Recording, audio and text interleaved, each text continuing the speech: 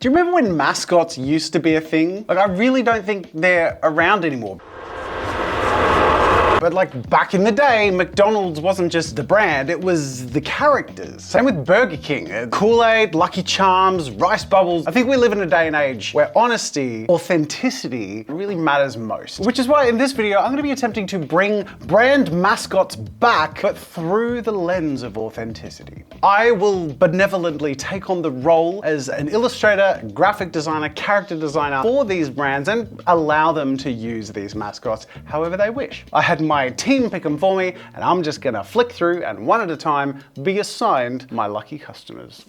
Our first commissioner is McDonald's. There we go. We're starting off nice and vanilla. Grimace, Birdie, Hamburglar, and Ronald. I mean, obviously. Just a bit too goofy, a bit too silly, also a bit confusing. There's just a lot happening. This is what they want us to think of when we think McDonald's. They're building the community.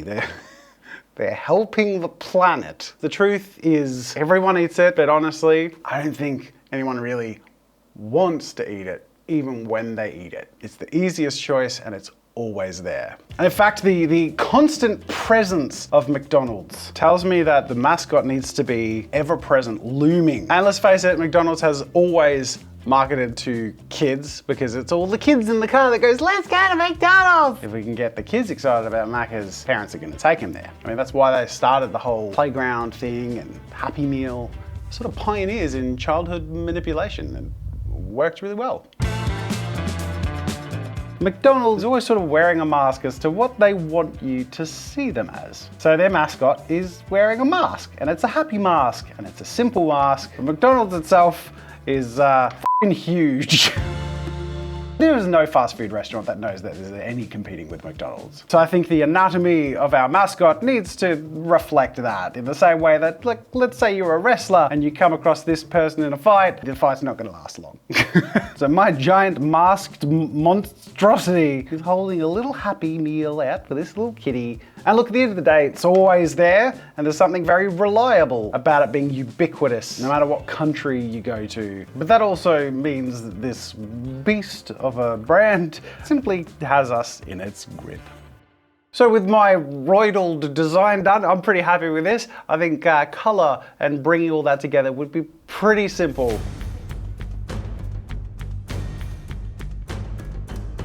I think he's gonna have little black shiny business shoes just to, you know, remind us that all of that is held up by quite an organized corporate setup.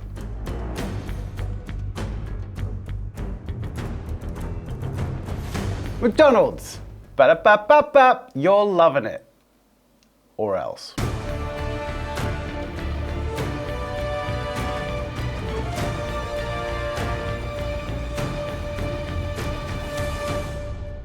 And there you go, we have our first finished honest mascot. I mean, I don't know about you, but if I went through a McDonald's drive-thru and saw him, I'd be like, yep, I know who they are. Eat, I'm always here.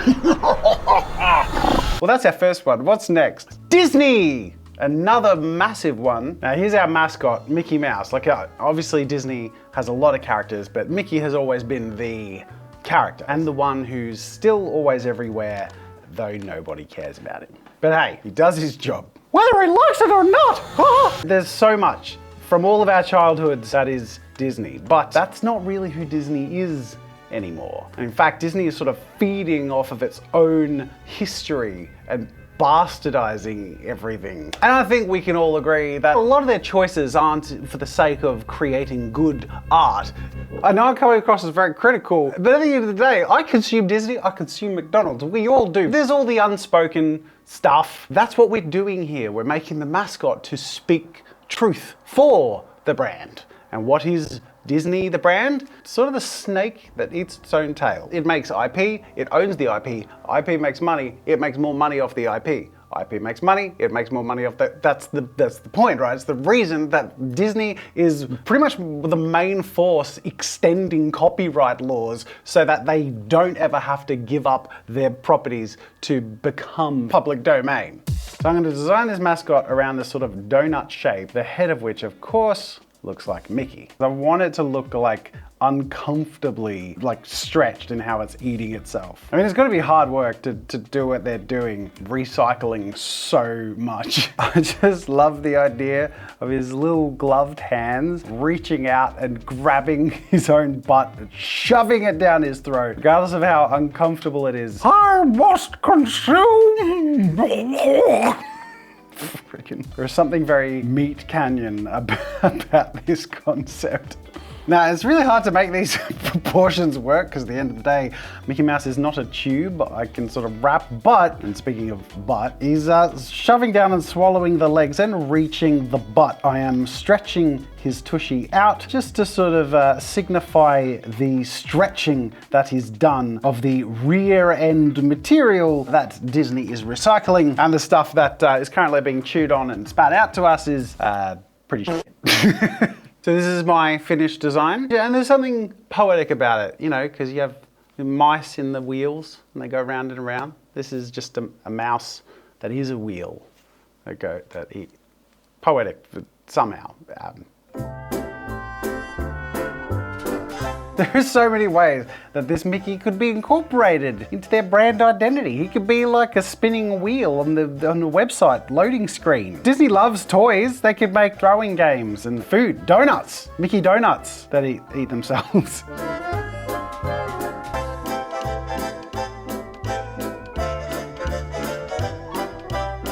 And this is my finished Disney mascot. I'm donating this. They're Disney, if you're watching. Uh-oh, I'm in trouble. I'm picking fights with companies with a lot of lawyers. This is just a gift. You don't have to use it, but feel free to. I just want to pop in a quick update for anyone who watched last week's video where I talked about the fire sale of the customizer kit, and thank everyone who has supported it. We're actually nearly sold out, which is just really great. There is still a few hundred left, so if you're interested, the customizer kit, which launched at $115, they cost us over $60 put together. We're selling for $29 in a stock clearance sale. This is the biggest sale we've ever done. So now is your officially very, very last chance, because they will sell out in the first couple of days of this video being out. And if you want a fantastic value gift for a friend or yourself or a loved one or a child, the customizer kit is a fantastic box packed with activities and quality art supplies. And a huge thank you to everyone who supported it in and out of the fire sale. What's next? Lego. Oh, that's fun. Now we're getting more towards a brand that I think does being a brand pretty well. It's an imagination toy, and they really haven't changed a lot of the core of what they do over the years. What is the honest mascot?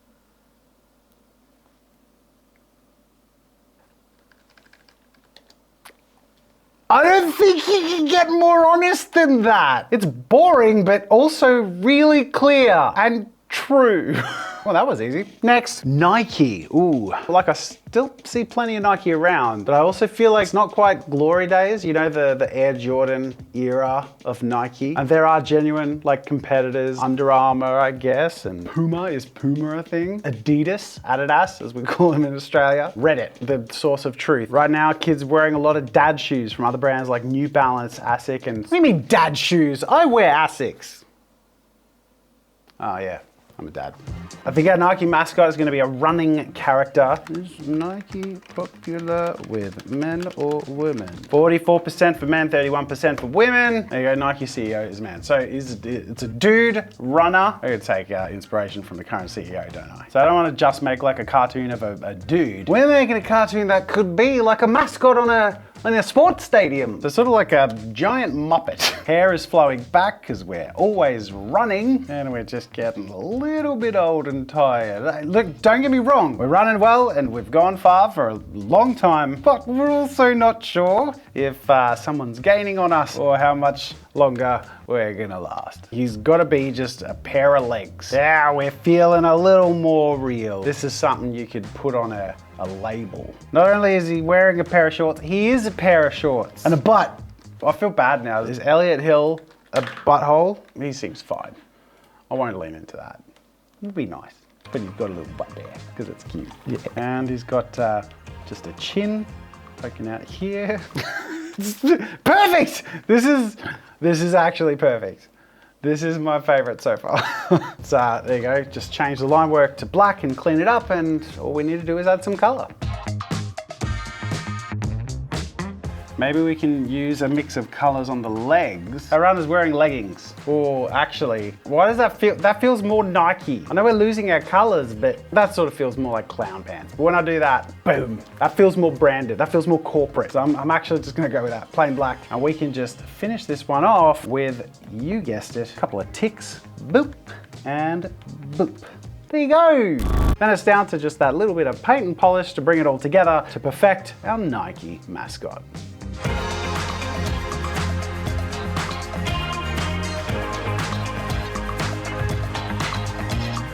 As far as honest mascots go, I think this is pretty perfect. He's smiling and he's sweating because he's running and he's feeling good, just maybe a little bit nervous and still wants you to appreciate him. Nike, just do it. Please, there you go, Nike. Feel free to use your new mascot to your heart's content. What's next? Starbucks coffee. Australians have a very different relationship to Starbucks than, say, Americans. Starbucks, when it first came to Australia, failed pretty hard because we're so picky about our coffee. And I do have to say, as a picky Australian coffee connoisseur, when I go to America, the thing I find most difficult is drinking your coffee. Sorry guys, it's pretty shit. It's so mean. That's neither here nor there. What is Starbucks as a brand's mascot, if they're being honest? Whether you love or hate their coffee, you've probably had it, and you'll probably have it again, right? And that's because Starbucks is kind of on every street corner. And people are always gonna want coffee because coffee is technically a drug. It's addictive and it alters your brain and body chemistry. Therefore, Starbucks is a drug dealer.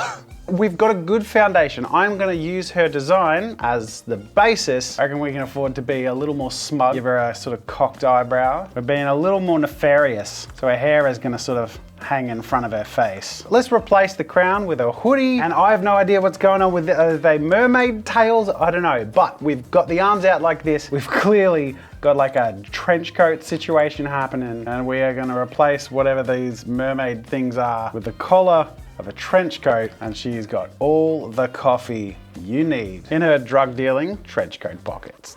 And I think because she probably gets high on her own supply, let's make her look a little bit like she needs a coffee herself. Now this design is really simple and there's really no choices to be made with color. It's really just about matching the aesthetic of the original, which is just clean black and white.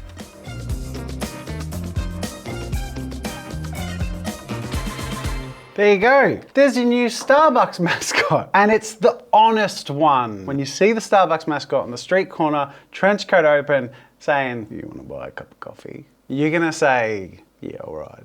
Even if you know you can get better quality stuff elsewhere. At the end of the day, the dealer who's there in front of you is the one you're gonna buy from.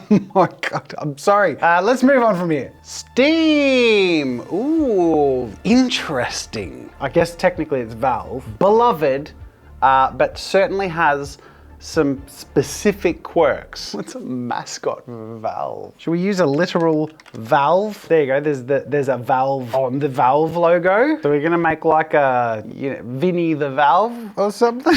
This guy. That's given us a head start, honestly. Oh, and there's that guy. I forgot about him, the Valve eye guy. This is quite disturbing, actually. Mascots don't have to be cartoony. We could go a little more gritty with this one because I think Valve is gonna be a little more against the grain. This mascot is literally just like a head, but like big head, like big brain. So let's skew that. Let's lean into sort of like Megamind vibe. You get villain vibes, but he's a good guy. Valve is a multifaceted subject. Valve has a lot of power, like a lot, like could do a lot of harm, but doesn't, but could, but doesn't. But could. You can't help but think that you can't turn the valves to get what you want out. I feel like the valves need to be locked. Doesn't matter how much you ask or how much you want it to turn, that valve ain't turning until it wants to turn. Doesn't matter how many times you ask when Half-Life 3 is coming out, they'll go ahead and come out with a revolutionary virtual reality game that isn't Half-Life 3, but it is in the Half-Life universe for the first time in over a decade to tease that they're gonna maybe make a Half-Life 3, but still go silent on it for years more. When is Half-Life 3, Valve? When? But it's not gonna tell you. because it's Valve. Where's stuff come out of with this thing? Let's say you turn the valves. Tap on his head. That's weird. Can't help feel like I need like a faucet, like a tap bit. Let's just try some chains, right? Which will also make the valves look like glasses, which might look kind of cool, I don't know. And maybe the faucet is like here, which could look like a nose, and have an opening which could look like a mouth. That's where the good stuff comes from. It's where Half-Life 3 might come out of one day. Maybe. Probably not. But it will! I'm getting real villager vibes here. Gives you an idea as to where something comes from, and you actually don't know how to unlock it, because at least the padlock has a key, whereas this is just shut tight. Then we'll clean up our lines a bit, add some color, bit of refinement, and we'll see how our Valve mascot feels.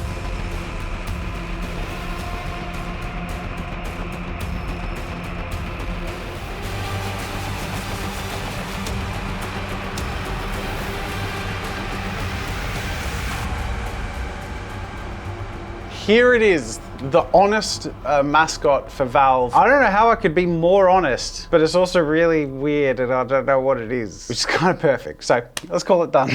All right, and Netflix. Okay, Netflix is hard. It's hard to know if they're universally loved or disliked. I know they make stuff that people don't like. I actually think on the whole, a lot of people have them. I feel like they're the good guys. I mean, I'm not getting ads on Netflix and I am on Amazon Prime. Ugh. I mean, I just binged the whole new season of Black Mirror. I thought it was great. A lot of their original programming is really, really good and there's always stuff there. So I have to model the mascot based on what I think the truth of the brand is. The other streaming places feel like the places you go to watch something, but Netflix feels like the place you always come back to. Netflix feels more like the home of all of the streaming services. Personally, I'd be interested to know if you agree. And with that being the case, I can't help but feel like the Netflix mascot is a couch. That might seem weird, but it's actually sort of perfect. It's always there. Obviously, everyone watches Netflix on their couch, and it's good material. Turn it into an object with a little bit of personality. From a design perspective, it has to be a couch that feels cushy enough that you would sit on it for 8 hours straight and watch a series. The binge couch. Now I just happened to draw a single-seater couch, but actually when you think about it, it's kind of perfect because of how they sort of restrict sharing of your accounts. There ain't no family sitting on this couch. One person at a time. Look at this, and our armrests turn into lovely eye holders with cheeks that curl around. It's meant to be. There's even something slightly charming about the couch, like the way this cushion sort of becomes a mustache. Like Mr. Rogers, you know? There's something, wait, Mr. Rogers didn't have a mustache. Like this guy and this guy. Benny, can you find people with mustaches that aren't creepy and feel like friendly uncles? It's kind of perfect. Like the line's black, and I mean, while I know white and black are sort of part of the thing, there's something warm and cozy about that red, which is always there. So this, of course, has to be a red couch. It may not be the flashiest of couches, may not be the newest, but it's the most comfortable and the one that's always there for you to go back and flop on.